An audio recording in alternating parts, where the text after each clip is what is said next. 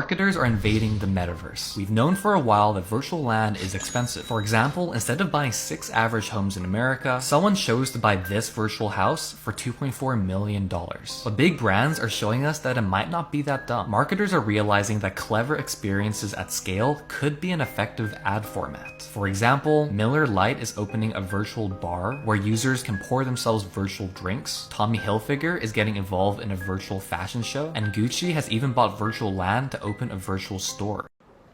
So I just watched that video and this is my take on virtual land. I don't see the need as to why someone should buy a virtual land for $2.4 million.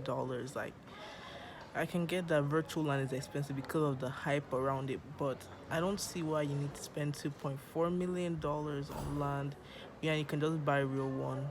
Like, I just feel as if it's absurd because anyone can easily replicate and create virtual land. Like, it's not much of a commodity in my opinion, but who am I to judge? But the concept of people using virtual land to advertise actually makes much more sense because look at it, like let's take online shopping for example. Like, it's popular because it's more easy and accessible to everyone, and then the same can apply for virtual land in that aspect of it being used to advertise.